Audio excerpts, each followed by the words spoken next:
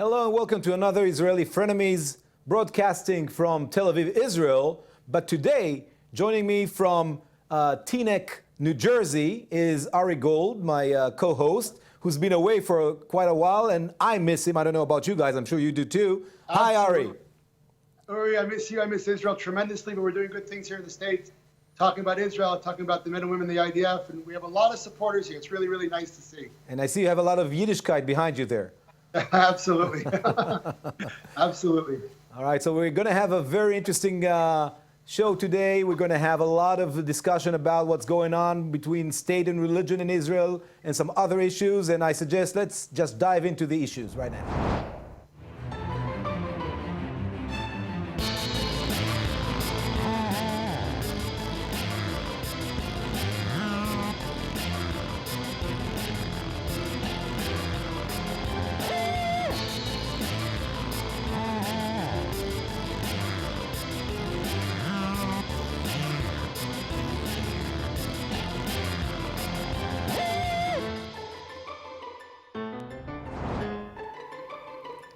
So this week, a very hot issue opened up in Israel. The Western Wall is the center of attention this week.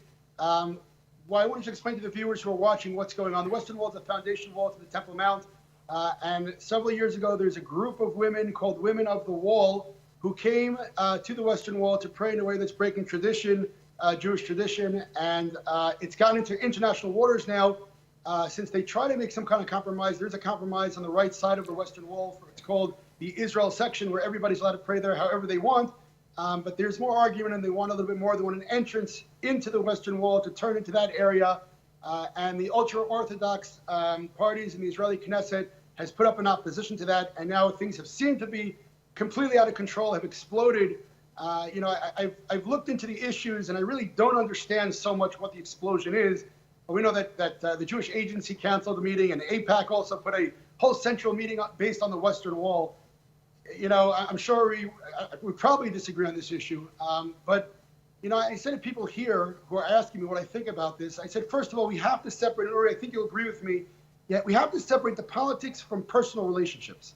In other words, I can argue with someone ideologically, even about what their religious beliefs are, but I can't disrespect them. I think we agree with that. You know, in terms of that issue, and I think that this has gone completely out of control. You know, there's another section where they can pray any way they like, and I think this is a case where people are using politics to, using religion for politics. Ari, I don't think you can always say that, and I'm sure you, as a person of faith, as a religious person, understands that your religious desires have also some political implications. Look, how you described it about Jewish tradition. There are many Jewish traditions. Right now, the majority, for instance, of Jews in the United States believe in egalitarian prayer. And many of them regard the Western Wall as the most sacred, and also the national point of interest in the state of Israel. Many Israelis believe in egalitarian prayer. So there was a compromise. No, you know, the demand of Women of the Wall was to have egalitarian prayers in the existing Western Wall area. But the compromise was to make, in a more southern part of the ancient wall, to have a special, as you said, section, which will be called Azrat Israel, like in the old days of the temple, where you will have the ability to have egalitarian prayers. Now, everybody agreed about that. Even in the beginning, the ultra-Orthodox parties. You have Bennett, the leader of the National Religious Party. Everybody agreed to that. Right. Now, Netanyahu, hold on. Netanyahu was now, in order to survive, sold this important compromise within the Jewish people just for his political survival. And that's why AIPAC and the Jewish Agency and all these institutions and organizations who are supportive of Israel, whose support is so crucial to Israel, even according to you, are in anger, including, by the way, American Orthodox rabbis. All right, so let me just clarify a couple of points. Number one, majority of an opinion does not change religion. The majority of the Jewish nation today, I believe, is not keeping Shabbat and not keeping kosher. And again, I'm not judging them good or bad, but what majority of people act like does not redefine tradition and religion. Therefore, the fact that the majority do it doesn't make it right or doesn't make it in line with tradition. But that's your faith. One second, Uri, one second. Here's what really bothers me about this issue. The wall is a foundation to the temple of 2,000 years ago. It is a symbol of our tradition. Now, if you want to change your tradition, it's your prerogative to do so. You can do whatever you like, okay? You don't have to keep Shabbat. You don't have to keep kosher. And I'm not judging you, by the way, or them, okay? But why do you have to go to a wall that's a symbol of 2,000-year-old tradition if you don't accept your tradition? In other words, what's important about a 2,000-year-old wall? Wait, one second. Let me just finish the sentence. Okay, finish the sentence. Let me. One second. Uri, let me just finish the sentence. A 2,000-year-old wall, which was at a temple where women did not give sacrifices. Women were separated there by gender, and not because they were less or more, just the genders were separated. So if you don't accept that, if you don't accept the tradition, build a new wall. If there's no importance, come on, Ari. You don't own. 1 second. No, okay. You can't say 1 second all the time. Let me have also a word there. Uri, 1 second. I'm not saying the Kotel doesn't belong to them. Okay. Can I respond, please? Sure. First of all, we're not in 1 BC. We're now in 2017, and today the majority of the Jewish people does not follow that. And apart from that, with all due respect, this separation between women and men is only after 67, up to 67, up to 48. Men and women pray there together. I can show you photos. And regardless, there is no coercion on Orthodox Jews. Orthodox Jews can still but you're missing the point. There is a compromise here for the most of Jewish people who have faith, who believe in egalitarian prayer, to pray there.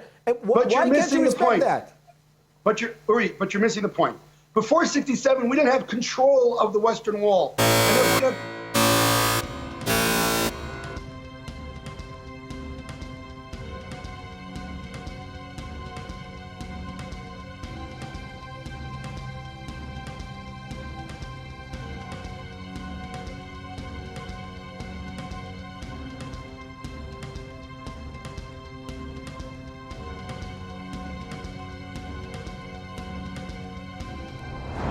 So another hot issue this week, again, when Prime Minister Netanyahu, with the ultra-Orthodox parties in his coalition, decided to overrule a ruling by the Israeli Supreme Court that accepted conversions to Judaism that are not by the national rabbinate.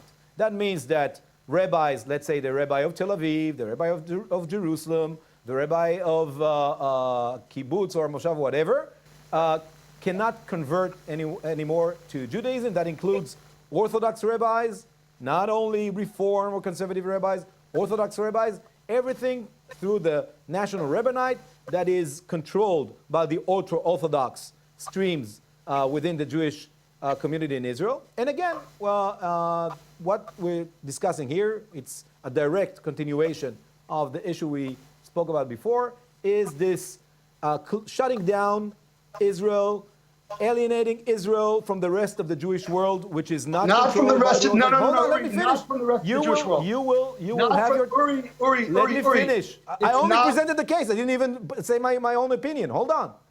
And that will shut down Israel and isolate Israel from the rest of the Jewish world. And not only that, you have hundreds of thousands of former immigrants from the former Soviet Union who need to have conversions. Many of them converted during their military service. And this new government decision would take their conversion away, and they will no longer be considered Jews. I believe, by the way, that conversion should not even be, that Orthodox conversion cannot be the only gateway to Israeli Jewish citizenship. But even if that's so, you can't have it only through only one stream. Okay, so let me clarify a couple of things. Number one, I think the exaggeration of shutting down to all the Jews in the world, it's just not true. What's happening is those who do not accept Jewish tradition, those who by definition call themselves Reform, which are very nice people, but are changing Jewish law by their name. Their name is Reform. So yeah, by them, we're saying, with all due respect, we don't want you dictating Judaism by the change that you're making. The reason that we're still here today, after 2,000 years, is because we didn't reform. We kept our tradition. And again, I'm not judging them personally. We're talking about that ideology. The reason we're sitting here is because secular Jews decided to pull away from Jewish Orthodox religion, not because of orthodoxy. Let me finish my sentence. Their name is Reform, which means they don't accept Jewish tradition, they change it. Number two, okay? Number two, in terms of the conversion, it's very simple. If someone believes that I want to be Jewish, and he goes, huff puff, you're Jewish and that's all, then say goodbye to the Jewish nation. Excuse me, that's not a Reform conversion. It's not like that. It's a very serious process. Listen to me. I met many people converted through the Reform. You gotta let me finish my sentence. But it's disrespectful. Uri, you have to let me finish my sentence. But be respectful. If the Reform do not accept the Jewish law of conversion, if they say you don't need mikvah anymore, let me finish my sentence. It's like Catholics versus Reformists. Let me talk, okay? If they cancel out the basics of conversion, then the person who converted is not Jewish. Now, on the other side of things, I do not agree with you. According to whom? Do you know what God wants? I don't understand this. We do know what God wants. Oh, really? You know what God wants? You're a prophet. That is exactly what amazing. We have a revelation. We have a prophet. Finally, after 2,500 years. Sarcasm is the weapon of mass deflection of people who can't discuss an issue. Okay, we have Jewish law. That is what we have. That's how we know. If you want to decide one day this is kosher, one day it's not. The elder was a reformist. Rabbi Akiva was a reformist. Rabbi Yochanan ben Zakkai was a reformist. What are you talking about? Judaism is defined. If you want to change the definition, that's fine. Make your own religion. This is your thought, and there are many Jews who believe in other faiths within the Jewish faith. And there are Jews who don't believe in God at all, and we're all still Jews. You don't get to determine, although we now learn that you have a direct line with God. Uri, you're making up things. I am not determining anything. There's Jewish law. You want to change the rules? God, right? You know what God wants. You're His messenger on earth. Uri, again. Uri, is there a law to eat kosher? There is a law according to... How do you know? Do you Excuse me. Do you eat meat with dairy? You don't. But in the Bible it says don't cook a calf in its mother's milk. It doesn't say don't eat because the reformists changed the law and determined what you follow. Do you fast on Yom Kippur? I do. Others don't. It doesn't make them less of a Jews than I am. Where in the Bible does it say to fast on Yom Kippur? Fine, right? So who said that your interpretation is the only one? So therefore, it's not me, it's Jewish law. It's Orthodox Jewish law, excuse me. It's your way of Judaism. It's not the only way of Judaism. And most Jews of faith in the world don't follow your faith. The word reform means change. Right? He led the elder. They're changing it, not me. They're changing it. I'm preserving it. Throughout Jewish history, there were reformists within Judaism. Not true. The reform started in the 1800s. What are you saying? But there were reformists of similar thought throughout Jewish history. I'll go with you. Give me before the 1800s when men and women prayed together. Give me the year. With all due respect, zero. Give me before the 1800s. There was women equality. Unfortunately, women equality is a new thing in human history. Good. That's a shame, and it's about time we'll get progress. Again, but that's not Judaism. You want us to follow rules 2,000 years old who are discriminating against women. We will not allow that. Your opinions are my opinions are relevant. Your opinions are relevant. If you want to change Judaism, Judaism, you are not a messenger of God.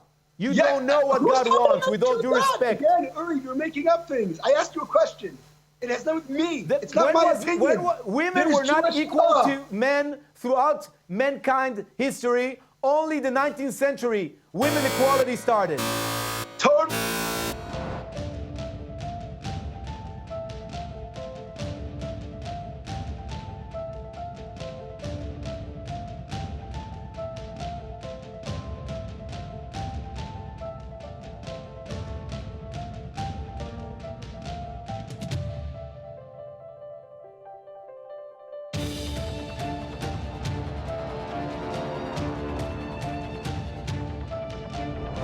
Welcome back to Israeli Frenemies. Our next subject, we're talking about religion and state in the state of Israel. And again, I just want to say, it's very important to say this, is that, again, we're arguing about ideology and political views and religious views. Really, it's very important. It's important to the Jewish nation, I think we both agree with this, that it doesn't get personal. And I just want to make one statement about, AIPAC and the Jewish Agency, which I respect, of course. I think all of us, Uri included, we're serving in the army. When we serve in the army, we take bullets. We're putting our lives in danger. We don't cancel our duty because we don't agree with your opinions. I find it offensive that you would cancel the prime minister because you don't agree with the ideology. But in terms of the general state of Israel, we have an argument here since the beginning of the state in terms of religion and state. Personally, I don't think that it is practical to separate it completely for many different reasons. Number one, we lose our whole right to be here when we take religion out of it. The only right that we have to be in the land of Israel comes from the Jewish religion. Otherwise, we really did occupy everything from someone else, and I don't believe that, obviously. But again, I just want to clarify what we said before.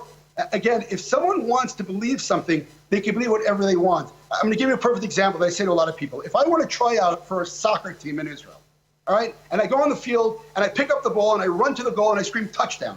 And the coach says to me, "What are you doing?" And I say, "What do you mean? I just scored." He said, "No, you got to kick the ball." Right. I said to him, "Who are you?" 1 second. I said, "Who are you to define for me what soccer is?" Soccer is a game. It's defined already. Right. If I want but to change Judaism the laws, has many streams in it. But hold on. I want before we dive into the. I'm not in a religious argument with you. First of all, let's tell our viewers, because some of our viewers don't understand. When I was in the States, even some Jews don't understand what does it mean, this lack of separation between religion and state in Israel. First of all, there is no public transportation on Saturdays, on the Shabbat, between Friday evening till Saturday evening. That means that you can drive your car, of course, but if you're poor and cannot afford a car, or if you want to, have less pollution and everything, there are no trains, no buses, not everything is, all the public system is shut down. Hold on, let me talk. Now, second, if you want to get married in Israel, or divorce, God forbid, you have to do it through the Orthodox rabbis. Why? Even if you're a secular Jew, you don't believe in God. Why? Let me finish. This is unacceptable. Now, if you, God forbid, you die. When you die, you have, there is this law, but it's not enforced. You have to be buried according to Orthodox Jewish faith. Now, all these, and there are some other elements, very problematic. We're talking about one school of thought within Judaism. Again, most people of faith in the world, amongst Jews, are not Orthodox. This is a minority in the Jewish world. And it's coercion against the majority of Israelis too. Most Israelis don't believe in God at all. They're secular. That's not true, by the way. That's not true. That's not true. The people who established the state of Israel. We're seculars. Number one, we're atheists, and we're not less of Jews than you are. Judaism, that's the Zionist revolution. That Judaism is not a faith. No. It's not only an ethnical group, it's also a national group. No way. Uri, I never said for a second that you're less of a Jew, and that is really libelous. I never said you were less of a Jew or anyone else was less of a Jew. I never said that, and I never would say that. So I would appreciate if you take that back, number one. Number two, okay, it's not even Orthodox laws. These were the laws that existed before Reform became. In other words, again, the change came from them, not from me. Number one. Do you follow every? Do you think you actually think that you are following the biblical religion? It was completely different. They were reformed. Uri, listen to me. You're all over the place. Listen to me. No, you are. It's irrelevant. Why does the state of Israel has to have these laws? When you want to give me a stage, let me know. Why do I have to be coerced if I don't believe it? Are we in Iran or in Israel? That's why it's irrelevant. Your theology is irrelevant to the issue. Yeah, please answer. I want to get a sentence out without interrupting me, okay? We are not Iran, and I'm very sorry to hear a Jew say that Judaism is like radical Islam. That's very sad. Excuse me, there are many things that are similar between Judaism and Islam, and especially your Judaism, by the way. Can I talk? This conservatism, the lack of equality between men and women, yes, it's similar. Your line of faith, not Reform, not conservative, is similar. Can I talk? And it's not a bad thing, by the way. Both are nice religions. Okay, Uri, how about we give you a monologue? We give you a whole show that's a monologue. I'll ask the staff here. You're not letting me get a sentence out. Maybe. Can I talk? Yeah, sure. Okay. Number one, it is absolutely ridiculous that a Jew would say that Judaism is like radical Islam. Okay? I did not say that, but there are similarities between Judaism and Islam, for sure. Can I talk? No, but don't quote me, don't misquote me in front of me. Can I talk? Do it after I'll go. Can I talk? Sure. Good. Hitler wore underwear. Do you wear underwear? Hitler wore underwear. Do you wear I don't understand what you're saying. I don't understand. Hitler wore underpants. Do you wear underpants? Do I wear Is there any comparison? So to say that because I think that's an intimate question that the viewers don't want to know. All right, listen, you know what? If you want to have a monologue, you can have a monologue. It's ridiculous. I'm shutting up. I'm listening. Again, to say that there's any comparison between radical Islam and Judaism is a horrific statement. The fact that there are some not radical Islam, Islam and Judaism, yes. There are many similarities. You said Iran. Iran is a Muslim state. It's a radical Islamic regime. It's the only other state between, other than the state of Israel that has no separation between state and religion. I'm going to talk over you now, okay? You said Iran. Iran is a radical Islamic regime. You compared Iran to religious Judaism. That is sick. As a Jew, that's a sick thing to say. I compare. The comparison is in such that yes, if you have that part of your law is a religious law, it's under the Republic of Iran and the state of Israel. Yes, that's Number two, again, I'm going to talk over you because you don't let me talk. Number two, okay, to say that one is orthodox, it's not orthodox. Again, this is Jewish law. Orthodox. You want to change it? Orthodox, no, it's Jewish law for Orthodox. 2,000 years until you change it. No, it changed dramatically in the last 2,000 years. You want to drive cars, Orthodox that's fine, Judaism. but don't say in the name of Judaism. That's ridiculous. If you want it, someone Do you own Judaism? Freedom.